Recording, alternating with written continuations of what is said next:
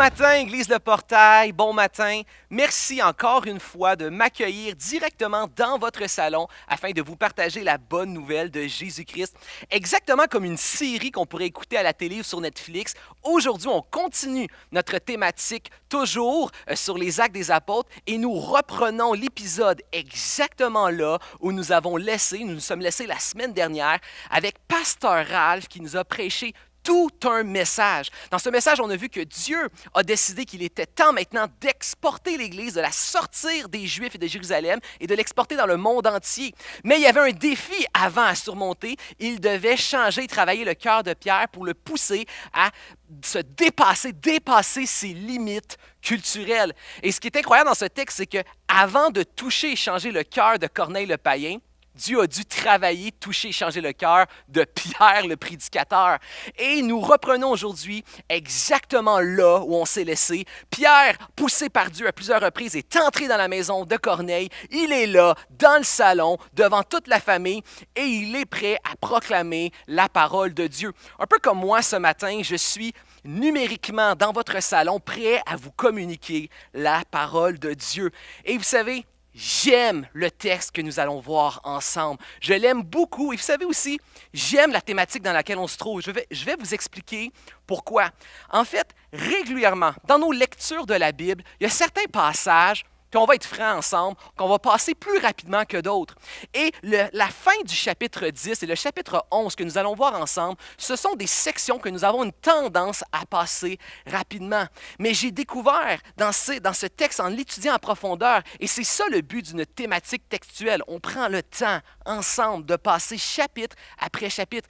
Et ce que je découvre, c'est que ce texte est tellement important pour l'Église aujourd'hui. Ce texte est tellement important pour toi et pour moi. Vous savez, dans le monde de l'Église évangélique, on entend souvent, en fait, la phrase « Nous devons être comme la première Église ». Il faut retourner à la première Église. Et ce que cette phrase sous-entend bien souvent, c'est qu'en fait, on doit être comme en acte 2. En fait, on fait référence à la Pentecôte. C'est souvent ça qu'on veut dire. Mais ce que je réalise, c'est qu'il n'y a pas juste le deuxième chapitre dans le livre des Actes. Il y a aussi le chapitre 10 et le chapitre 11. Et je crois qu'il y a quelque chose même de peut-être plus important et pertinent aujourd'hui pour toi et pour moi, parce que nous y voyons la naissance de la première Église païenne hors du monde et de la culture juive. Qu'est-ce que je veux dire?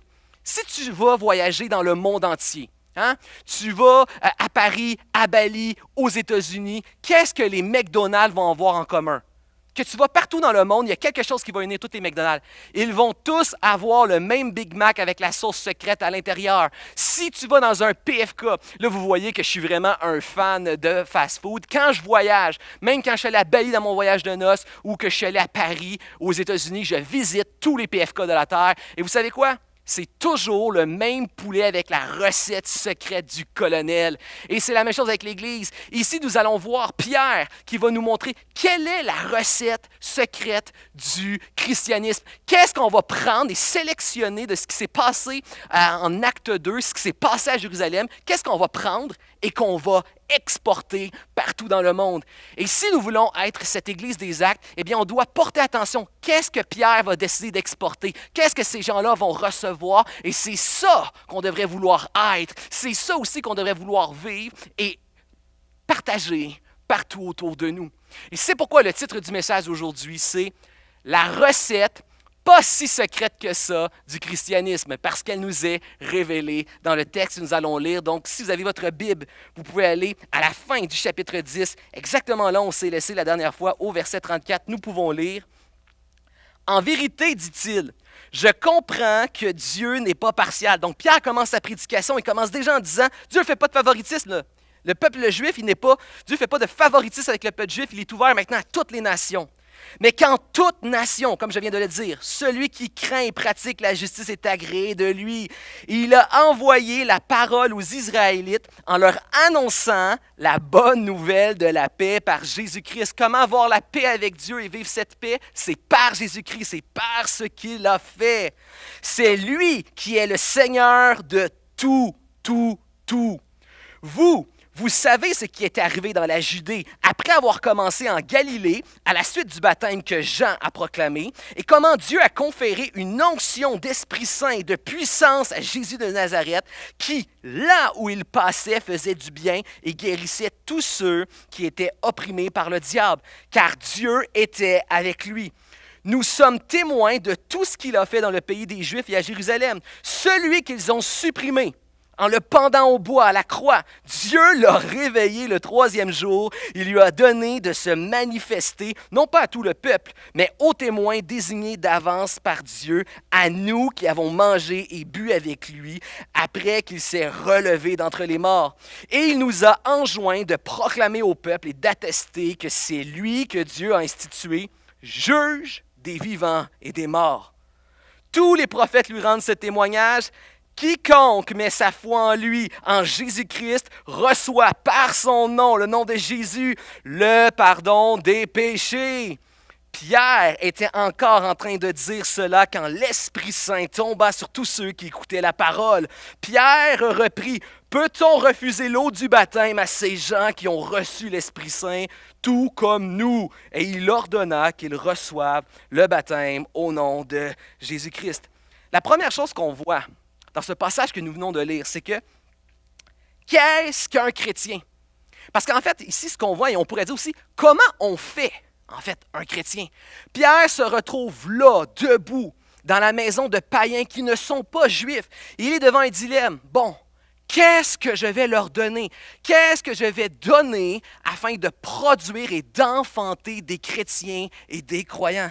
Et Pierre aurait pu se dire plusieurs choses. Pierre était réellement devant un dilemme. Pierre aurait pu se dire, bon, je suis devant une nouvelle culture. Comme on dit en sport, c'est pas la même game que quand j'étais avec les Juifs. Les Juifs, on avait la même foi, les mêmes habitudes, la même parole, la même culture. On attendait toute la même chose. Quand Jésus paraît, ce que Pierre dit aux Juifs, c'est « Hey, la gang, le Messie qu'on attendait depuis toujours, celui qui doit venir nous sauver, nous libérer, le voici, c'est lui, c'est ce Jésus-Christ que vous avez crucifié. » Quand Pierre parle aux Juifs, il leur présente le Messie qu'ils attendaient. Mais là, c'est plus la même gang. Pierre est dans un pays étranger, chez des païens, des Romains. Et là, c'est plus la même chose. Pierre aurait pu se dire, bon, ben chaque culture a une façon de voir les choses, ils ont peut-être une perception différente de la vérité. Première option, Pierre aurait pu se dire, ben peut-être qu'il y a plusieurs évangiles pour plusieurs cultures. Donc, chaque culture a une partie de la vérité, puis je vais présenter un évangile différent, adapté pour les Romains. Pierre aurait pu se dire ça. Et on voit qu'il y a bien des chances que Pierre aurait pu dire ça, parce que c'est l'intuition que bien des gens ont. C'est populaire aujourd'hui, ça s'appelle le relativisme, pluralisme. Pierre aurait pu se dire aussi complètement l'inverse, complètement autre chose. Pierre aurait pu dire aussi, non, ça ne va pas être ça. C'est un seul évangile, une seule vérité, exprimée à travers une seule et unique culture. Pierre aurait pu dire, je vais d'abord vous enseigner le judaïsme, je vais faire de vous des bons juifs avec un bon comportement juif, et ensuite je vais vous présenter votre Messie Jésus. Pierre aurait pu décider ça. Mais conduit par l'Esprit Saint de Dieu, Pierre a décidé une troisième option. Pierre a décidé avec le Saint-Esprit que non, ça allait être un seul évangile, mais pour plusieurs cultures. Une seule vérité fondée sur la parole de Dieu, mais qui s'exprime dans une diversité, une multitude de cultures à travers le monde. C'est ce qu'on appelle l'unité dans la diversité. Et c'est ce que Pierre a opté et a voulu présenter. Pierre se trouve devant la maison de Corneille et il doit décider qu'est-ce que je vais prendre. Qu'est-ce que je vais prendre de ce qui s'est passé à Jérusalem et que je vais exporter et partager? Vous savez, toutes les choses qui débutent, toutes les choses qui commencent pour la toute première fois ont un début qui est unique, ont un début qui est singulier. Ce n'est pas le début d'une chose qui est garant de ce qui la distingue et la différencie du reste. Qu'est-ce que je veux dire? Regardez par exemple une compagnie comme la compagnie Apple. Tout le monde connaît Apple.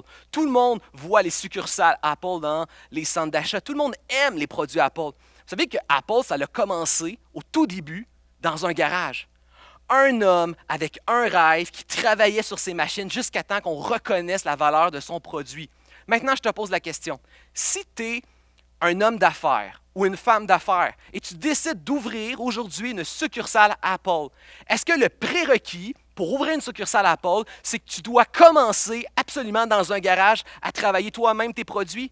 Non! La manière qu'a débuté Apple n'est pas à copier et recopier partout de la même manière. Ce qui distingue Apple, c'est son produit spécifique qui le distingue de tout le reste. Le christianisme, ce n'est pas recopier une culture, ce n'est pas recopier une tradition, ce n'est pas recopier la culture juive, recopier ce qui se fait partout, quelque part dans les États-Unis, ce n'est pas recopier un parti politique, ce n'est pas recopier ce qui se fait peut-être quelque part en Afrique, en Asie ou ailleurs dans le monde. Le christianisme, c'est quelque chose que Pierre s'apprête à partager qui distingue de tout le reste, tout ce que l'être humain peut croire, concevoir, philosophie, religion. Le christianisme offre un produit qui se distingue et qui fait la différence. Et c'est ça que Pierre doit partager à Corneille. Et devine quoi? Devine quoi ce matin? Qu'est-ce que Pierre décide d'utiliser comme outil pour enfanter des croyants? La simple et pure bonne nouvelle de la grâce de qu'est-ce que Jésus, lui, a fait pour nous réconcilier avec Dieu pour toujours. C'est la prédication christocentrique de la grâce, de l'Évangile, de la bonne nouvelle. C'est ce que Pierre fait. Encore une fois, peut-être que tu es à la maison, tu m'écoutes le message, puis tu te dis, OK, peut-être que le portail parle un peu trop souvent du christocentrisme, peut-être que c'est sa ligne, peut-être que c'est juste une mode, peut-être que c'est juste aussi un choix éditorial. Hein? Il y a des églises de la Bible, des églises de l'Esprit, des églises de Dieu, bien ça, c'est l'église de Jésus. Peut-être aussi que tu te dis, bien ça va faire un temps. Moi, je te propose qu'on demande à Pierre qu'est-ce qu'il en pense. Ce n'est pas ce que Pierre semble penser. Regardons à sa prédication. Vous savez, une prédication, ça a des points. Regardons quels sont les points du message que Pierre offre à la famille de Corneille. Pierre commence en rappelant que Dieu n'est pas partial, il ne fait pas de favoritisme parmi les nations. Qu'est-ce que ça veut dire? Retiens le mot « tout ». Ça veut dire que ce message que Pierre partage sur Jésus concerne tout le monde. Tout le monde est concerné par le message de Jésus. Ce n'est pas une nation, ce n'est pas une catégorie de personnes, ce n'est pas un pays, c'est tout le monde. Tu es concerné par le message de Jésus. Deuxième chose, il souligne et surligne la seigneurie de Jésus. Jésus est Seigneur. Qu'est-ce que ça veut dire? Tout appartient à Jésus. Tout, absolument tout. Ce n'est pas que nous décidons que Jésus devienne notre Seigneur, comme si Jésus commence à régner sur ta vie. Non, non. Tu appartiens déjà au Seigneur. La terre appartient au Seigneur. Tout appartient au Seigneur. C'est que tu décides volontairement de lui céder ta vie, mais il est déjà Seigneur. Jésus est Seigneur de tout. Ensuite, il va parler, par la puissance du Saint-Esprit, il a libéré les captifs du diable. Jésus, celui qui est en Jésus, libéré de toute puissance des ténèbres démoniaques, de l'enfer, du péché et de la mort. Ensuite, il raconte la vie de Jésus. Il va raconter tout ce que Jésus a fait pour nous et pour nous unir avec Dieu. Sa vie, sa mort, sa résurrection et son règne. Et ensuite, il en vient à la mauvaise nouvelle. Jésus va juger. Un jour, à la fin de ta vie, tu vas rendre des comptes pour tout ce que tu as fait. Tu vas passer devant le tribunal d'un Dieu juste, saint et pur. Et il va te juger. Ça, c'est la mauvaise nouvelle. Mais ensuite, il clôture son message avec la bonne nouvelle. Celui qui met sa foi en lui, en Jésus, en son nom, en ce qu'il a fait, lui reçoit le salut. Il prend ta place, il te pardonne, il t'unit avec ce Dieu saint, juste et parfait pour toujours. Ce que Pierre fait à travers son message, là, ce qu'il fait, c'est que premièrement, il présente le message central et universel de l'Évangile. Donc, c'est quoi le message central du christianisme qui concerne universel, qui concerne le monde entier?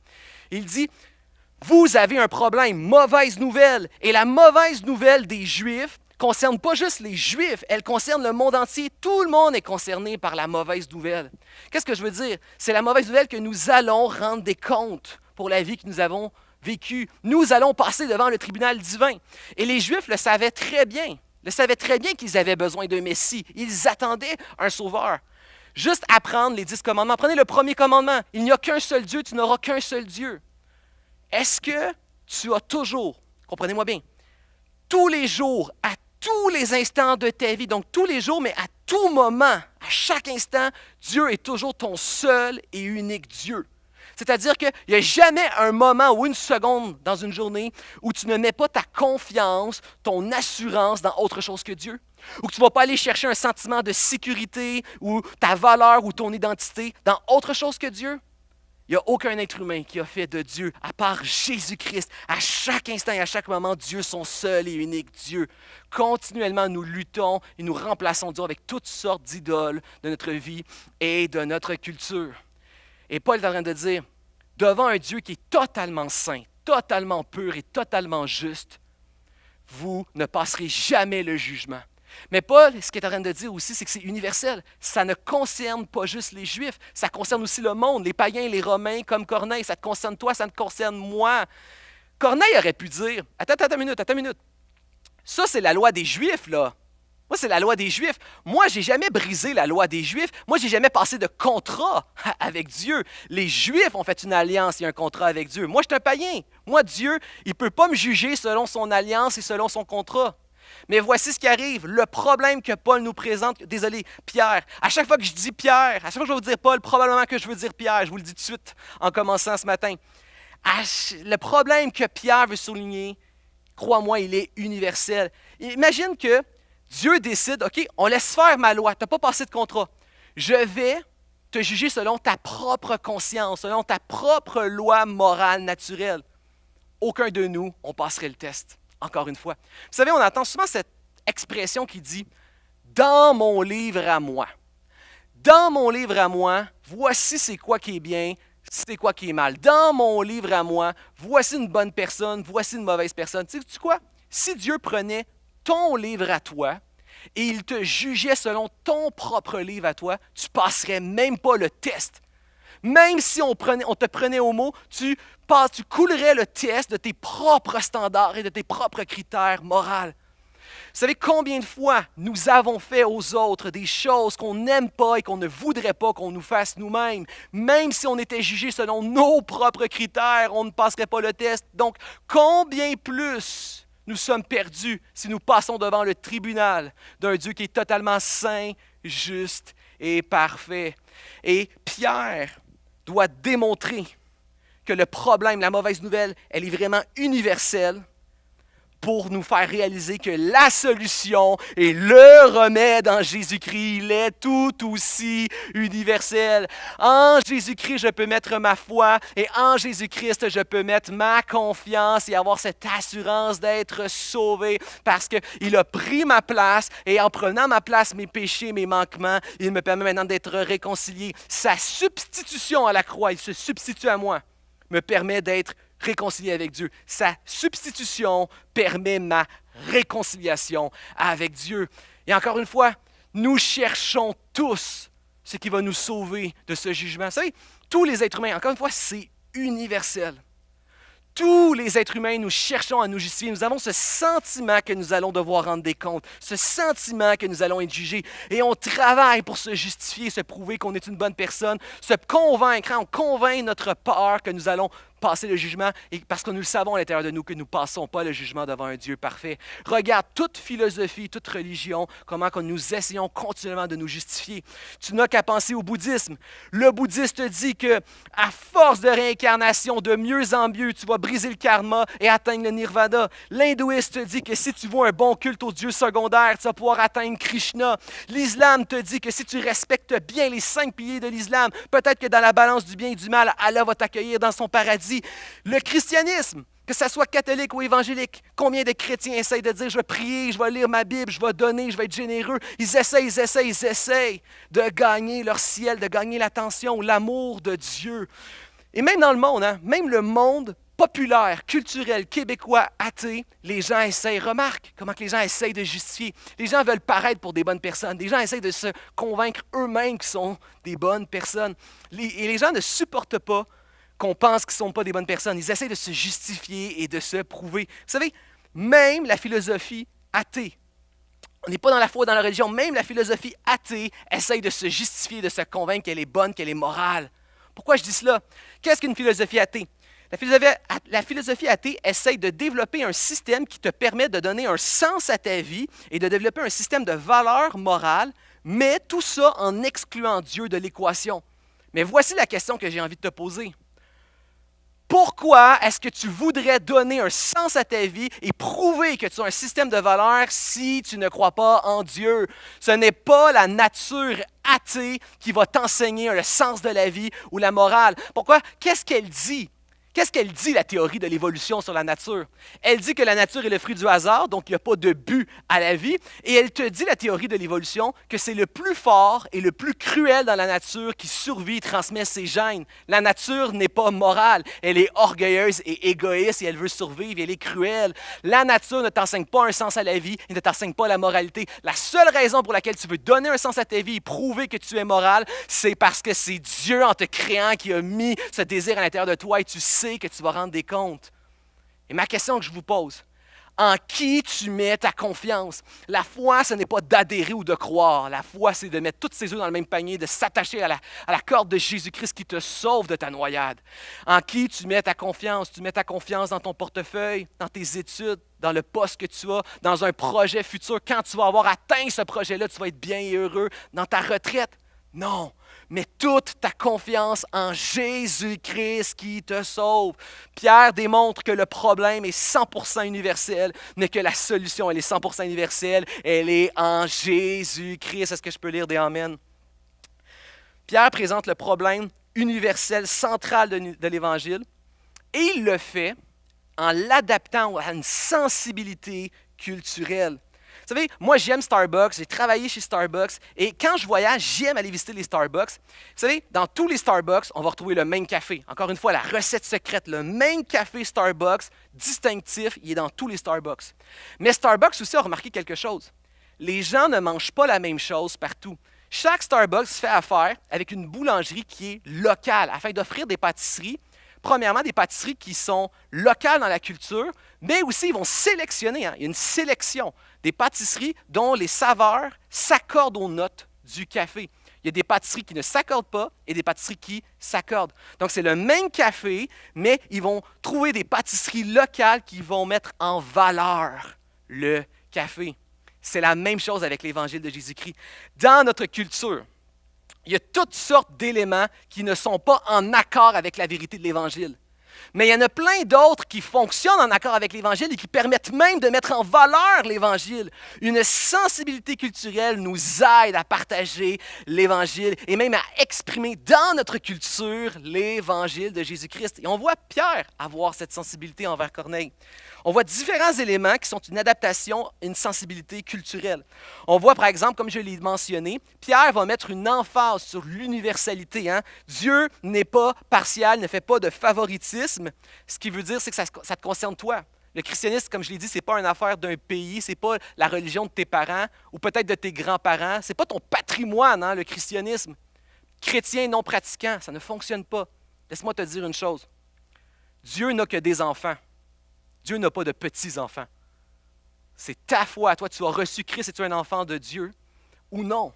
Dieu n'a pas de petits-enfants. Ce n'est pas un patrimoine. Le message de l'Évangile concerne tout le monde et il te concerne toi. Deuxième sensibilité, il va mettre une emphase sur la seigneurie de Jésus-Christ. Pourquoi? Qu'est-ce qu'il est en train de dire à travers ça à Corneille? Il est en train de dire à Corneille, César n'est pas ton Seigneur.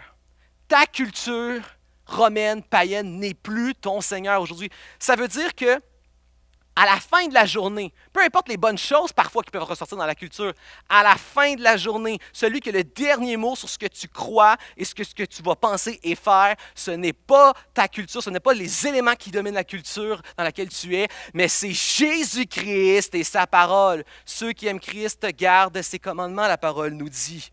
Et en application, qu'est-ce que ça veut dire? Ce n'est pas ce qui est dit, à tout le monde en parle, qui doit dominer ce que tu crois, ce que tu vas faire. Ce n'est pas ce qui est promu par ton mouvement politique préféré, ce que tu lis dans le journal de morale. Ce n'est pas ton YouTuber préféré ou ton annonceur de radio préféré ou bien ton prof de culture, d'éthique, de société ou de philosophie préféré qui dicte ce que tu crois, tu penses et tu fais. À la fin de la journée, c'est Jésus-Christ et sa parole. Troisième sensibilité culturelle qu'on voit de Pierre. Pierre va rajouter un élément de plus dans sa façon qu'il va décrire l'Évangile qu'on ne retrouve pas toujours. C'est que Christ, par la puissance du Saint-Esprit, a libéré les captifs du diable.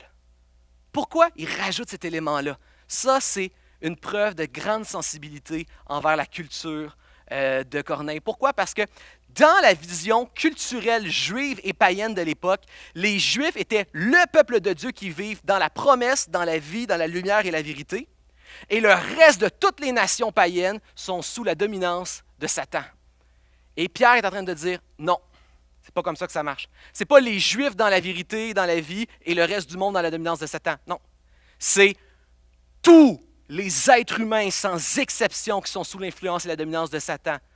Et ceux qui sont en Jésus-Christ. Donc, un juif sans Jésus, un païen sans Jésus, c'est sous la dominance de Satan.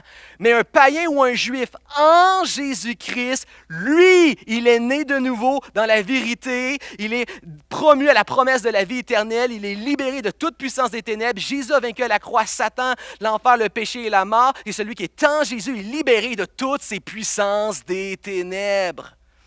Belle sensibilité culturelle, est-ce que je peux entendre lire des amens sur les réseaux sociaux?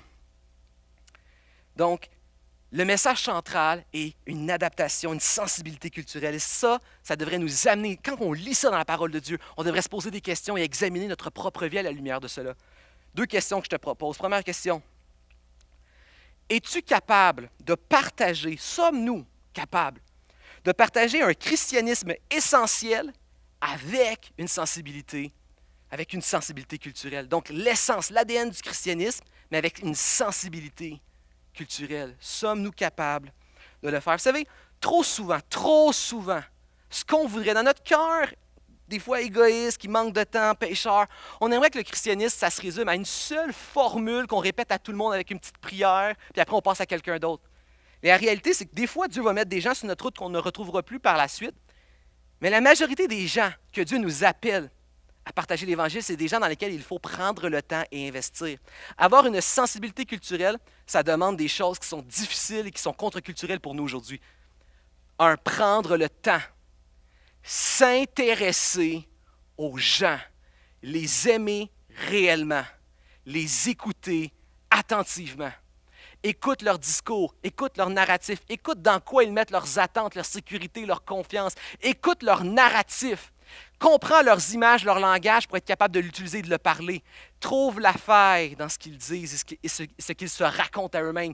Trouve la mauvaise nouvelle pour que tu puisses entrer dans cette faille et partager la belle et bonne nouvelle de Jésus-Christ qui ne change pas, mais qui est adapté, qui a une sensibilité culturelle. Il faut prendre le temps, il faut s'investir, s'engager et aimer les gens. Mais pour faire ça, il faut être capable de faire cette deuxième chose-là. Es-tu capable?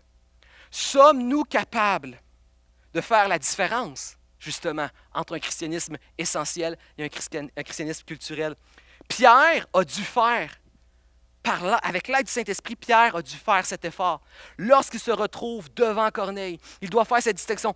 Qu'est-ce qui était propre à la culture juive? Donc, l'habillement, les habitudes, le manger, tout ça.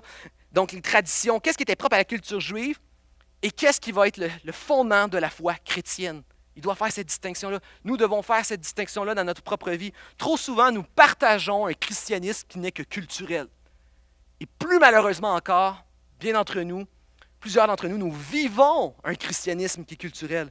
Le christianisme, ce n'est pas une adhérence à une religion, une philosophie ou une pratique de certaines pratiques spirituelles distinctives. Ce n'est pas aussi avoir des valeurs traditionnelles conservatrices. Ce n'est pas un parti politique. Ce n'est pas un habillement. Ce n'est pas un comportement. Ce n'est pas quelques types de prières. Ce n'est pas un patrimoine, une superstition. Ce n'est pas un porte-clés, un gris-gris, un porte-bonheur au cas où que ça soit vrai. Le christianisme, c'est plus profond que ça.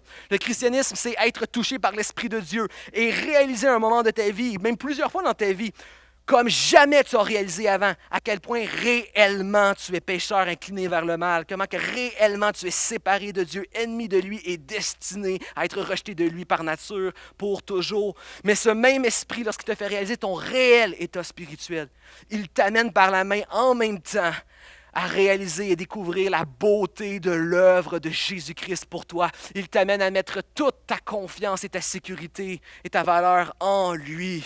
Et ce même esprit ensuite, pour le reste de ta vie, te remplit d'amour, de passion et de gratitude afin que tu puisses vivre le reste de ta vie à vouloir honorer ce Jésus-Christ, faire partager ce Jésus-Christ et n'avoir que ce Jésus-Christ comme seul Dieu avec aucun autre idole de notre culture. Si tu as connu toi-même ce Jésus-Christ et qu'il a changé ta vie et que Saint-Esprit a fait cette œuvre dans ta vie, déclare-le par des gloires à Dieu dans les commentaires. Vous savez, souvent, Jésus-Christ dans les évangiles et Paul aussi dans certains de ses épîtres vont déclarer que la bonne nouvelle de Jésus-Christ, c'est un peu comme un mystère qui a été révélé. C'est un mystère de Dieu révélé aux hommes. Vous savez, le vrai problème de l'Évangile, ce n'est pas qu'il est resté caché. Le vrai problème, il est spirituel. C'est que bien souvent, nous résistons et nous rebellons devant Dieu. Mais quelle bonne nouvelle! L'Évangile n'est pas resté caché. Mais pour le vivre et le recevoir, tu as besoin que le Saint-Esprit en toi fasse son ministère. On va continuer la lecture exactement là où nous nous étions laissés. Les apôtres et les frères qui étaient en Judée apprirent que les non-juifs avaient accueilli la parole de Dieu.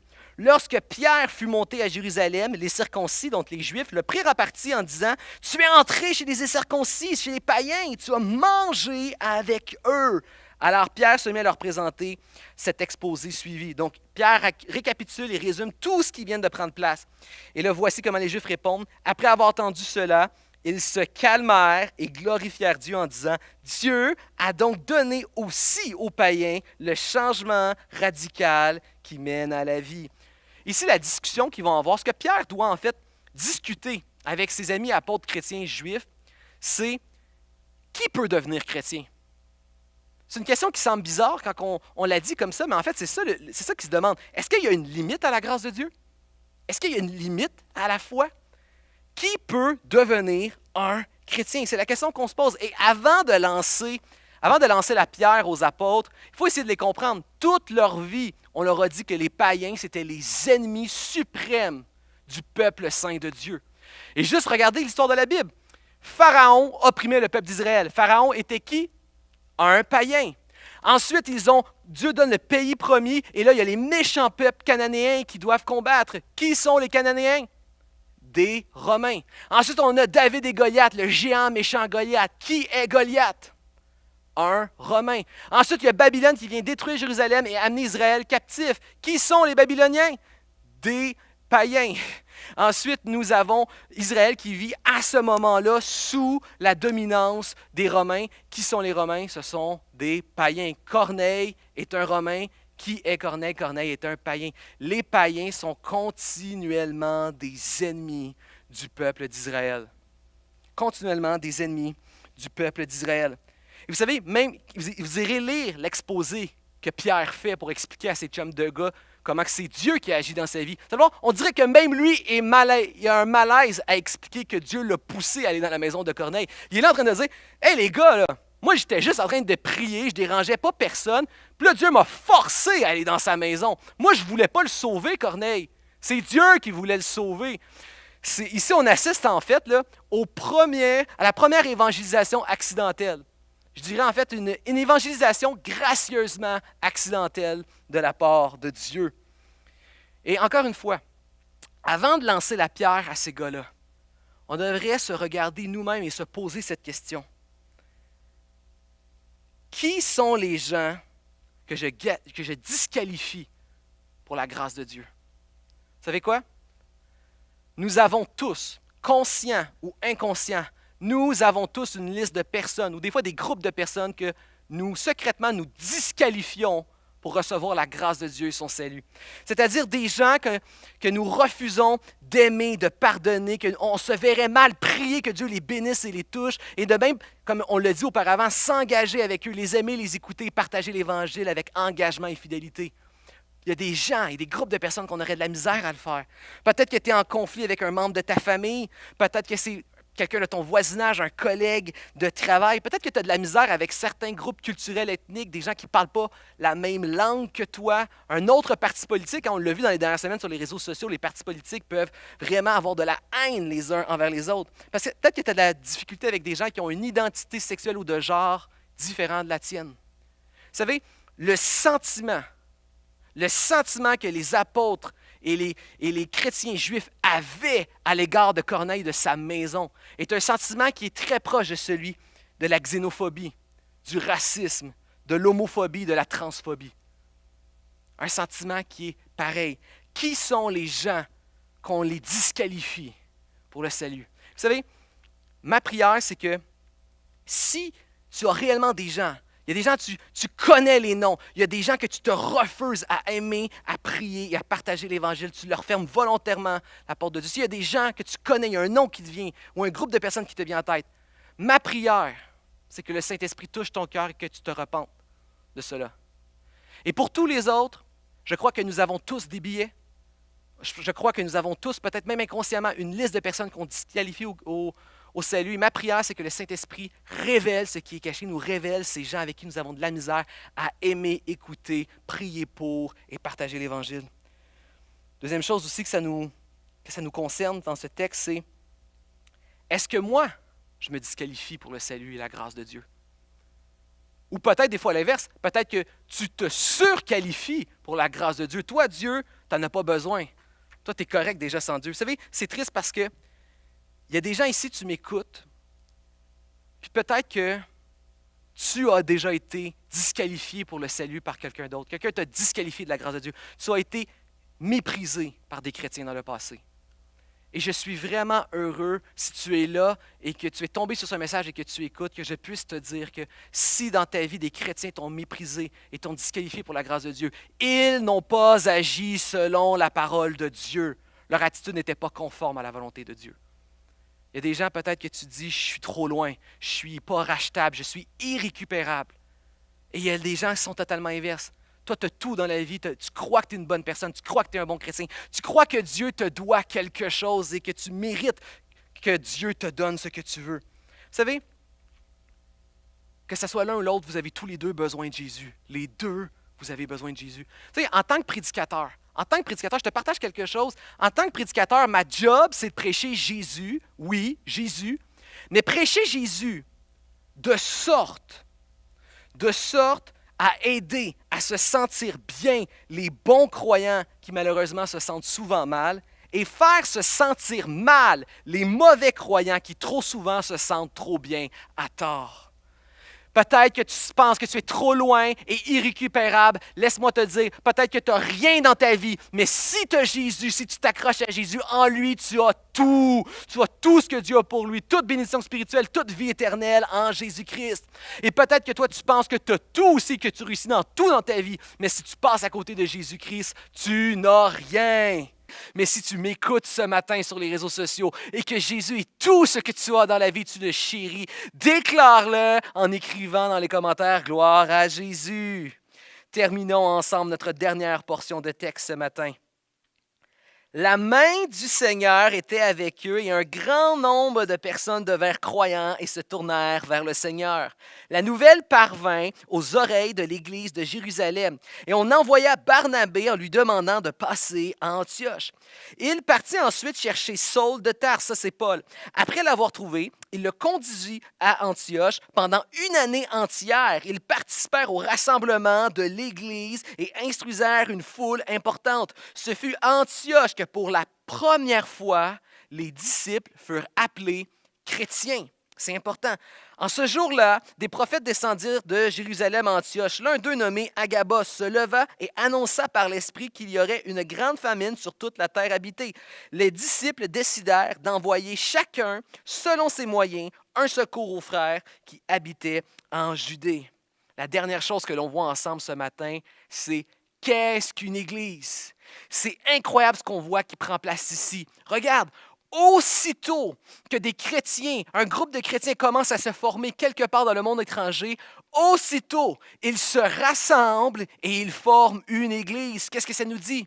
Ça nous dit qu'il n'y a jamais de chrétiens sans église et d'église sans chrétiens. Aussitôt qu'il y a des chrétiens, les chrétiens forment une église.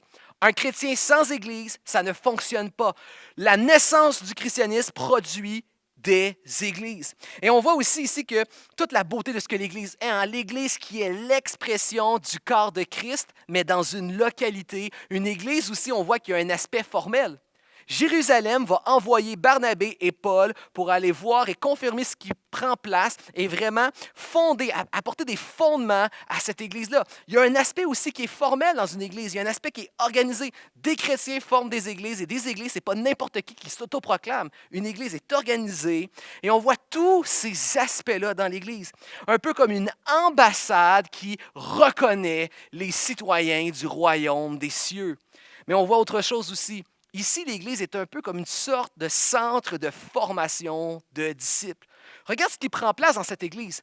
Tous les éléments de notre acrostiche disciples sont présents. On voit des gens qui ont décidé de suivre Jésus, qui se sont fait immerger dans les eaux du baptême. On voit aussi qu'il y a une vie spirituelle. Ces gens prient, ils vont lire la Bible, ils se rassemblent. On voit aussi qu'ils sont connectés, engagés. J'ai parlé de l'aspect qui était organisé. Ils sont engagés, ils servent et ils partagent la foi, ils invitent à la foi. Ce n'est pas anodin que ça nous dit que c'est la première fois qu'on a commencé à les appeler chrétiens. Chrétiens qui veut dire vous êtes des comme Christ, vous êtes des comme Jésus, vous êtes les gens de Jésus, vous êtes des comme Jésus. C'est ça que ça veut dire. Ils étaient reconnus par leur distinction, ils étaient caractérisés comme ressemblant à Jésus-Christ. Quel beau compliment à recevoir. Et on voit que cette Église-là partage la foi. On voit que cette Église-là a un bon témoignage. Il ressemble à Jésus-Christ. Et on va voir dans le reste des évangiles que l'Église d'Antioche va devenir la deuxième Église la plus influente et importante après l'Église de Jérusalem. Et ça va devenir le quartier général des voyages missionnaires de Paul et de Barnabé. Une Église qui, c'est important de transmettre la foi, de former des disciples. Une Église qui a compris, qui a très bien compris la différence entre un christianisme culturel et un christianisme essentiel à vivre et à partager autour de soi avec une sensibilité culturelle. C'est exactement ce qu'ils vont vivre. Et on voit là-dedans, dans ce qu'on voit ici, on voit tous les éléments ici qui récapitulent le message d'aujourd'hui. Premièrement, un chrétien, c'est toujours bâti sur la bonne nouvelle de la grâce en Jésus-Christ. Mais deuxièmement, un chrétien, ça fait toujours partie d'une église locale. Toujours. Il n'y a pas de chrétien sans église locale. Et là, des fois, j'en entends à la maison qui se disent « Oui, mais nous sommes l'église. » Attends une minute, nuance. Tu fais partie de l'Église, mais tu n'es pas tout seul l'Église. La Bible utilise plusieurs images pour envoyer cette idée. Elle va dire que nous sommes un membre du corps de Christ, mais c'est tous ensemble que nous formons le corps de Christ. Elle va dire aussi que tu es une pierre vivante, mais c'est tous ensemble, lorsque l'Église est rassemblée, qu'elle forme un bâtiment, un temple à la gloire de Dieu. Jésus ne vient pas rechercher un membre tout seul. Jésus ne vient pas chercher une pierre tout seul. Jésus vient rechercher son Église et son corps. Tu dois faire partie du corps et du temple de Dieu. Un chrétien fait toujours partie d'une église. Et troisièmement, et ça c'est important, un chrétien dans l'église est un disciple qui fait des disciples. Ça n'existe pas un chrétien qui vient juste regarder, juste consommer, qui vient juste réchauffer des bancs ou qui est juste dans son pyjama le matin écouter le message. Ça n'existe pas. Un vrai chrétien, c'est un disciple et un disciple qui forme des disciples. Vous savez, un disciple, c'est quelqu'un qui est engagé, c'est quelqu'un qui se demande comment je peux grandir, comment je peux évoluer, quelle est la prochaine étape. Peut-être que tu commences à découvrir le Seigneur Jésus-Christ ou tu commences à devenir sérieux avec Dieu et tu te demandes comment être un disciple. C'est quoi ma prochaine étape pour moi? Voici ce que j'aimerais te suggérer. Si tu commences à dire j'ai besoin d'une autre étape, j'ai besoin de plus que le dimanche matin. Je te conseille peut-être de commencer à te joindre un petit groupe. Tu as besoin de plus que le dimanche matin. Connaître d'autres chrétiens, évoluer dans ta foi et dans ta connaissance. Peut-être que tu es un jeune adulte. Commencer à te joindre à Portail Jeune Adulte pourrait t'aider à te développer. Peut-être que tu es un ado qui commence à prendre Jésus au sérieux. Si tu ne te joins pas déjà au groupe Accès, c'est quelque chose que tu pourrais faire. Ça pourrait peut-être être ta prochaine étape. Mais aussi peut-être que tu es un chrétien qui a quelques années d'expérience. Tu commences à te développer comme disciple. C'est quoi ta prochaine étape alors pour toi? Pour toi, la prochaine étape, c'est de commencer à transmettre ce que tu as reçu et former autour de toi aussi à ton tour des disciples. Vous savez, une des façons de commencer à former des disciples, c'est que tu pourrais te joindre aussi à un petit groupe. Tu nous entends souvent à l'Église déclarer que nous avons besoin de leaders de petits groupes. Tu sais que tu peux servir et former des disciples sans nécessairement devenir un leader. Juste te joindre à un petit groupe, Non dans le but de te faire servir, mais dans le but de servir. Tu y vas et de manière intentionnelle, tu regardes autour de toi. Est-ce qu'il y a des besoins, des gens qui ont besoin d'une oreille, de prière, de conseils? Un plus jeune dans la foi que tu pourrais encourager, que tu pourrais appeler, écrire, texter, quand on va le pouvoir aller prendre un café autour de la parole de Dieu et donner de ton expérience. Peut-être que vous êtes une famille qui a gagné de l'expérience et que vous pourriez aider, encourager, donner de votre expérience à une plus jeune famille. C'est toutes des choses que nous pouvons faire autour de nous dans notre Église afin de développer, de former des disciples. Un disciple produit et forme des disciples. Et marque mes mots, c'est important. Il n'y a pas de succès s'il n'y a pas de succession. Pas de succès sans succession. La vie chrétienne, c'est d'être un disciple de Jésus-Christ et de former des disciples. C'est notre investissement. Et vous savez, il y a un pasteur qui est connu, un excellent pasteur aux États-Unis qui se nomme John Piper. Et un jour, il y a plusieurs années, ce pasteur a fait une illustration dans un message qui a fait le tour du monde. Et j'aimerais vous partager, en terminant mon message, cette illustration. Il a pris en fait une nouvelle qu'il avait reçue, une nouvelle qui est arrivée. Deux femmes, Ruby Eliason et Laura Edward. Deux femmes qui, à 60 ans, elles ont décidé qu'elles prenaient leur retraite et qu'elles allaient vivre entièrement pour Jésus-Christ. C'est une ancienne docteure, une ancienne infirmière. Elles ont décidé d'aller visiter les pays les plus reculés dans le monde où l'Évangile n'est pas proclamé et leur but que Jésus soit exalté là où il n'est pas connu. Elles prenaient soin des malades, des pauvres et proclamaient la bonne nouvelle du royaume en Jésus-Christ. Elles ont fait ça à temps plein depuis qu'elles ont pris leur retraite jusqu'à l'âge de 80 ans, pendant 20 ans. Et c'est à l'âge de 80 ans, dans un pays lointain, elles ont eu un accident de voiture et elles sont mortes. Et la question que le pasteur John Piper pose à l'Assemblée devant lui, et je vous pose cette question. Honnêtement, Église, à l'intérieur de vous, quand vous entendez cette histoire-là, est-ce que vous trouvez que c'est triste? Est-ce que vous trouvez que c'est une tragédie? Est-ce que vous trouvez que c'est un gâchis? Honnêtement, qu'est-ce que vous en pensez? La réponse qu'il donne, c'est que non, ce n'est pas une tragédie, ce n'est pas un gâchis. Ces femmes ont choisi la bonne part de la vie et elles ont su où investir. Leur vie a été un succès. Laisse-moi te dire qu'est-ce qui est une tragédie, qu'est-ce qui est triste, qu'est-ce qui est un gâchis. C'est d'acheter le rêve américain. C'est croire qu'on peut s'amasser des trésors dans ce monde qui de toute façon vont passer et passer à côté de la mission et de la vraie vie que Jésus-Christ a pour toi. Nous avons été créés pour être unis à notre Dieu en Jésus-Christ, le découvrir, être son disciple, investir non pas sur cette terre, mais dans les cieux et partager cette bonne nouvelle autour de nous. Connaître Christ et le faire connaître. Il n'y a pas de succès sans succession. Église, peu importe là où nous sommes, levons-nous tous ensemble, préparons-nous à entrer dans l'adoration, la louange et la prière.